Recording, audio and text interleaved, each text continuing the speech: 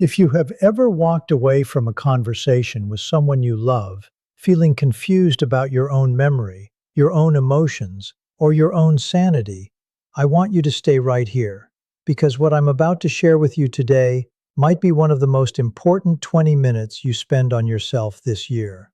There are 7 phrases, just 7, and if you have heard even 3 of them repeated to you over months or years, there is a very real chance that you have been the target of a very specific, very deliberate pattern of psychological manipulation. Not an accident, not a misunderstanding, a pattern.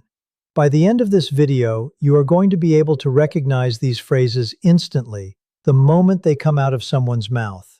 You're going to understand exactly what's happening underneath them, why they work so well on kind, empathetic, conscientious people specifically, and most importantly, what to say or do instead of falling into the trap again. So stay with me, because phrase number 4 is the one almost nobody talks about, and it's often the most damaging of all. Before we get into the list, I want to explain something that took me years of clinical observation to fully understand. And once you understand it, everything else in this video will click into place. People with narcissistic traits are not, generally speaking, trying to make you feel crazy because they enjoy cruelty for its own sake. What they are actually doing is something much more self-protective. They are defending an extremely fragile sense of self. Underneath the grandiosity, underneath the confidence, underneath the charm, there is often a person who cannot tolerate being wrong, cannot tolerate being criticized, and cannot tolerate the vulnerability of accountability. So when you bring up something they did that hurt you, their nervous system doesn't experience that as, "my partner has a valid concern."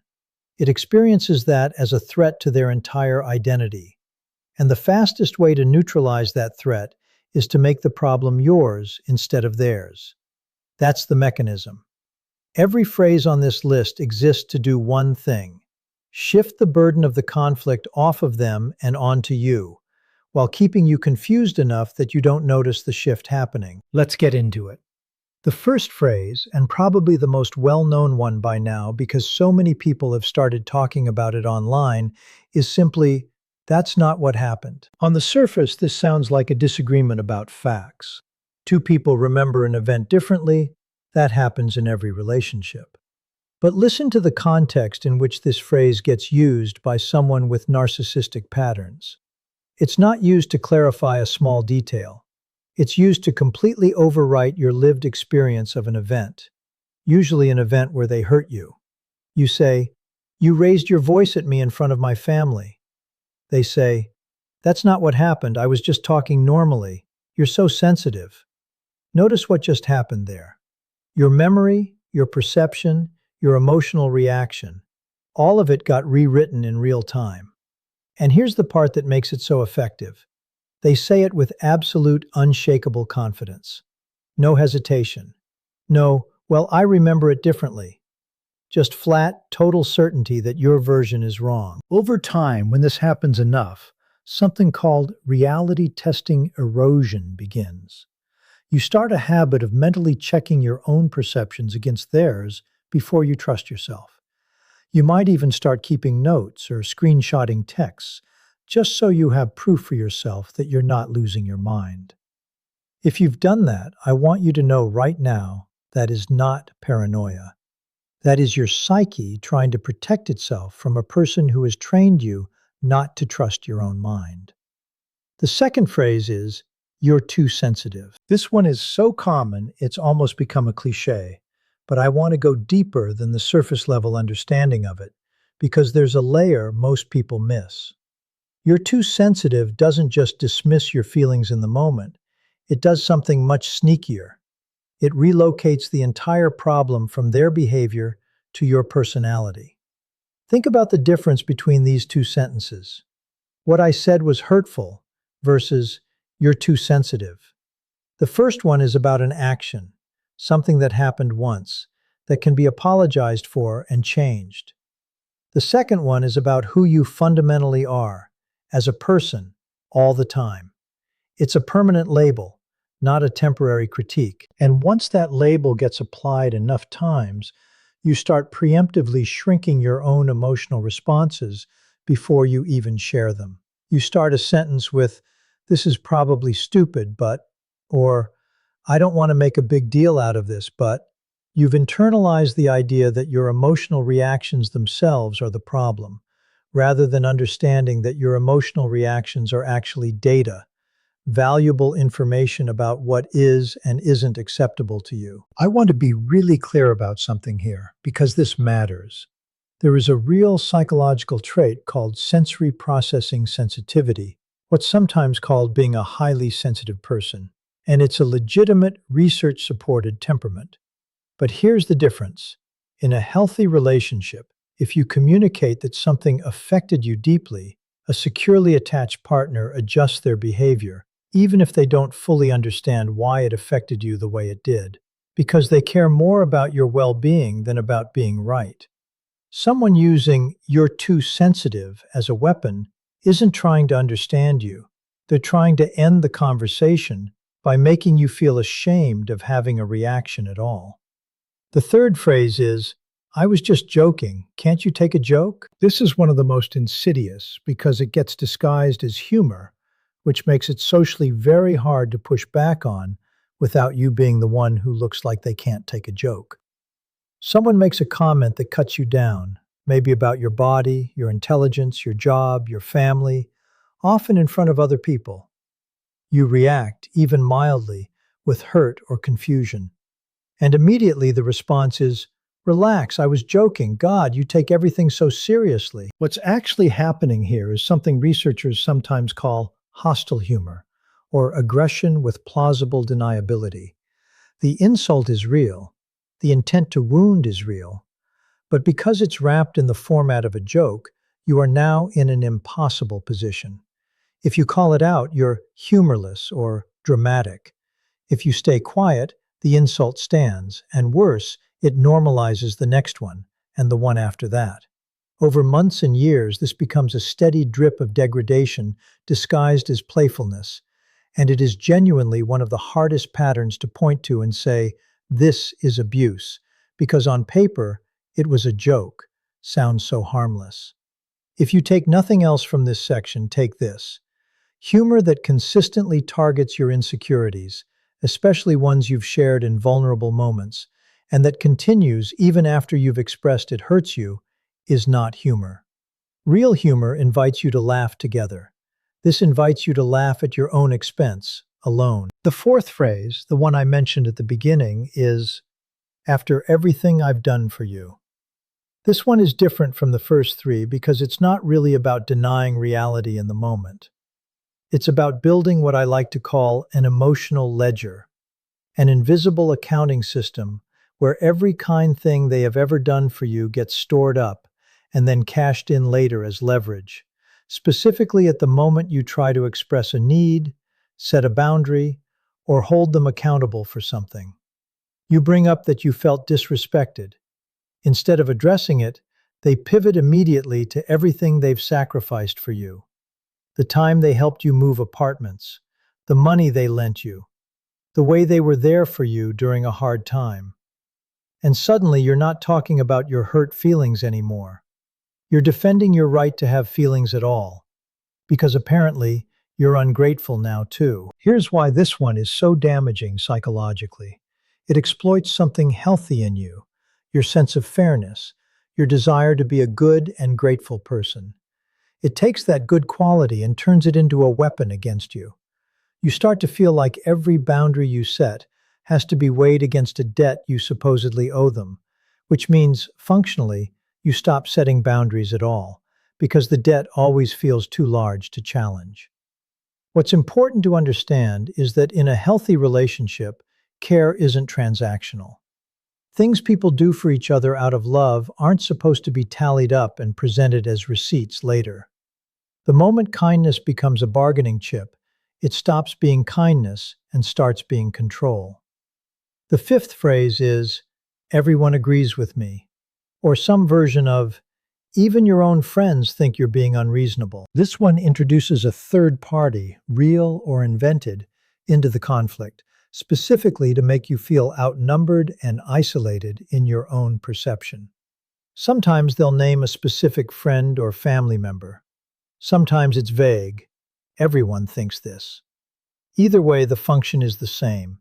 It tells you that your reality isn't just wrong according to them, it's wrong according to a consensus, which makes it feel less like a disagreement and more like an objective fact you're failing to accept. This tactic often works in tandem with something else narcissistic personalities frequently do, which is triangulation, bringing other people, real or implied, into the dynamic to create competition, doubt, or a sense that you need to win approval not just from your partner, but from an entire audience.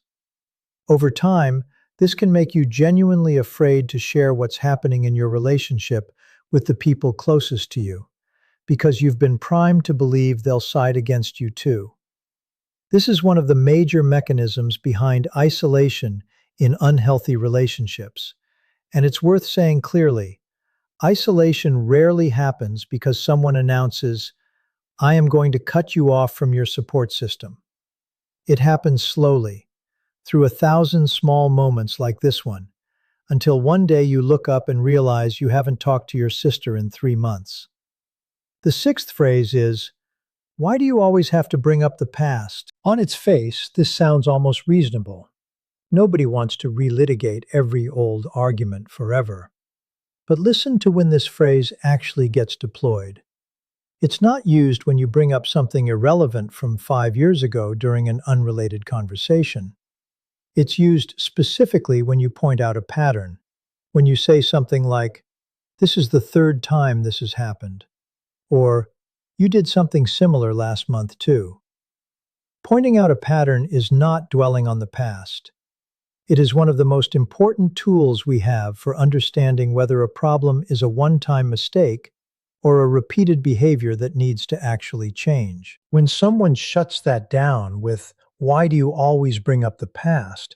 what they're really doing is preventing you from establishing a pattern, because patterns are evidence, and evidence is much harder to argue against than a single isolated incident.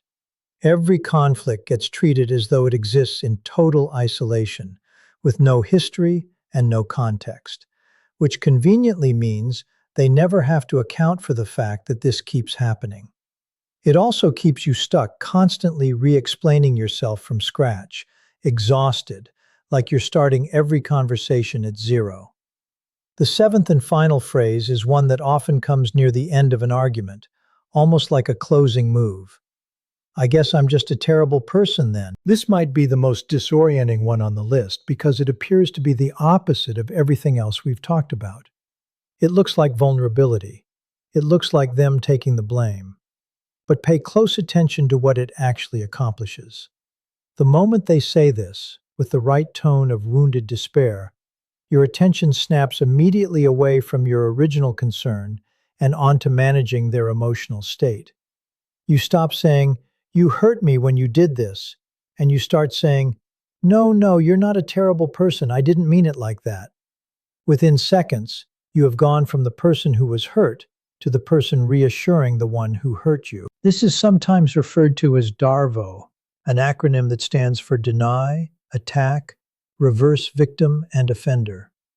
The person who caused harm positions themselves as the one who is suffering, and you, the original injured party, end up comforting them. It is an incredibly effective tactic, precisely because of how disorienting it is. You walked into the conversation needing something, and you walked out apologizing for needing it.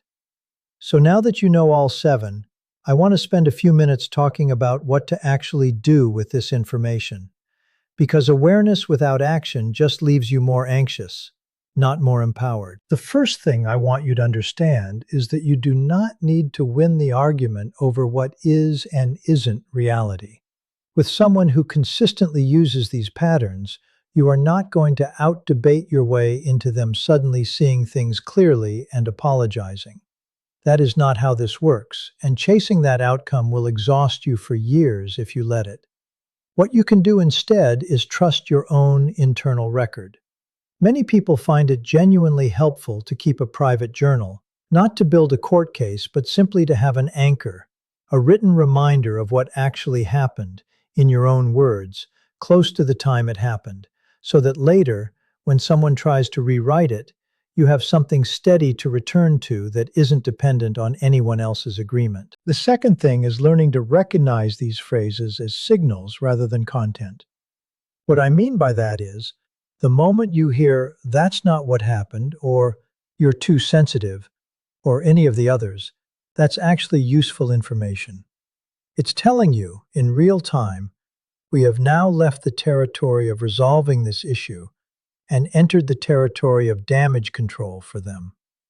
Once you can see the phrase as a signal, rather than getting pulled into arguing the actual content, you can choose to disengage much earlier, which protects an enormous amount of your emotional energy. The third thing, and this is the one people resist the most, is recognizing that you cannot reason a person out of a defense mechanism that exists specifically to protect them from reason. If someone consistently responds to your hurt with denial, mockery, scorekeeping, isolation tactics, pattern erasure, or victim reversal, no version of you explaining yourself more clearly, more calmly, or more patiently is going to be the thing that finally gets through. I know that's a hard thing to sit with, especially if you've spent years believing that if you could just find the right words, things would change. But the right words were never the obstacle, the pattern was. If, as you were listening to this, you found yourself nodding along to 4, 5, 6, or all 7 of these, I want you to know that what you're feeling right now, that mixture of relief and grief because finally something makes sense, and grief because it means something you suspected for a long time is real. That mixture is incredibly common, and it is a completely normal response to finally seeing a pattern clearly after spending so long doubting yourself inside of it. You are not too sensitive. You are not crazy. You are not imagining things, and you are not the problem you've been told you are. Recognizing these patterns is not about diagnosing someone else from a distance. It's about giving yourself permission to trust what you already know deep down, which is that your perception of your own life is allowed to be valid, even when someone else is working very hard to convince you otherwise. If this resonated with you, the most helpful thing you can do right now is sit with it for a moment before you do anything else, before you go back to that relationship, before you explain this to anyone, before you even decide what it means for your next step. Just sit with the recognition itself. That alone is the beginning of getting your footing back. Thank you for spending this time with me today. If you found this helpful, there's a lot more I want to walk you through, including how to actually respond in the moment when one of these phrases gets used on you, without escalating the conflict or losing yourself in it. I'll see you in the next one.